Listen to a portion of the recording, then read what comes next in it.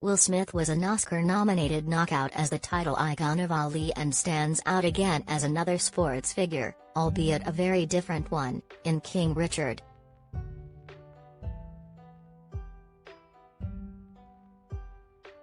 Directed by Reinaldo Marcus Green, Monsters and Men, the solid and well-acted biopic, out of 4, rated PG-13, in theaters and on HBO Max Friday, chronicles Richard Williams' efforts to make tennis champs out of his young daughters Venus and Serena Williams.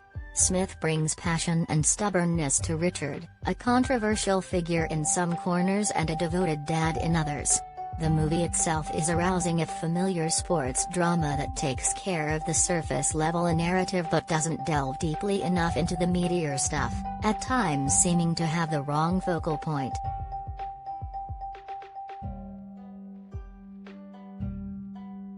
"10 new films you can't miss, from West Side Story to new Spider-Man."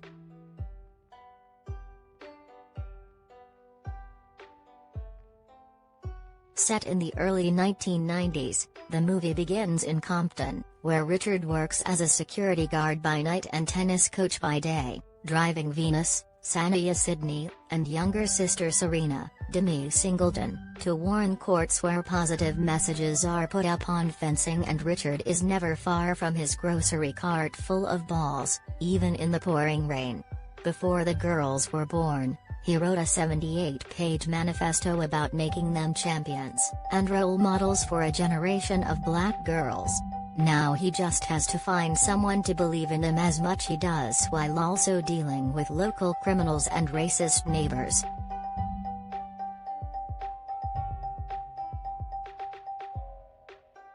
It's when people outside the large Williams family see Venus and Serena as the next two Michael Jordans that their lives, and the movie, hit the right groove. Venus' first coach Paul Cohen, Tony Goldwyn, gets her into the junior tennis circuit, where Venus starts beating everybody, and then the clan moves cross-country to Florida so both of the girls can train under Jennifer Capriati's mentor, Rick Macy, John Bernthal.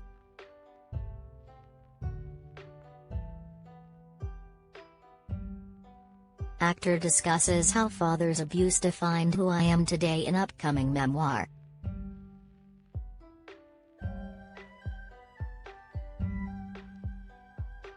Richard has an ornery streak, however, which alienates those around him and also threatens to drive a wedge within the family.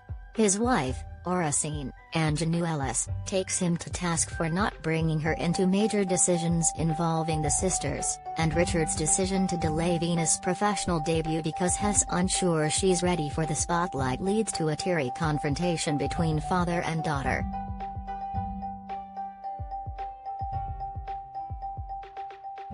Smith is a naturally charismatic figure, but he successfully loses himself in this flawed figure with a Louisiana drawl and a very specific, headstrong mindset that often stirs up trouble. It's a role that balances being irascible and unlikable at times, and Smith serves up the nuance in one of his best roles, one that seems destined to bring him back to the Academy Awards.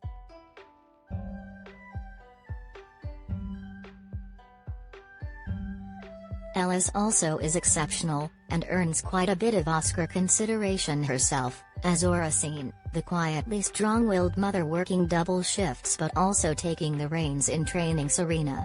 Sidney and Singleton are talented fresh faces just as integral to the film as their on-screen parents, while Bernthal sets aside his usual tough guy roles to play a positive character in the family's lives, though Rick and Richard frequently butt heads.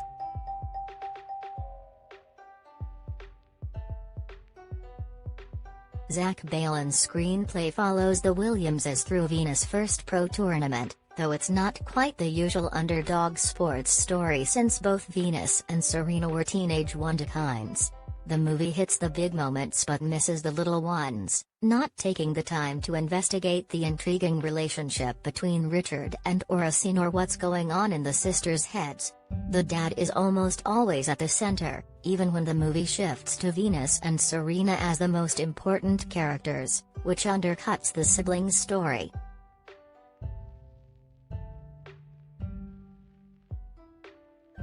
King Richard definitely succeeds, though, with its inspirational message, and Smith Rains playing a flawed man who's just the right match for the A-listers' talents.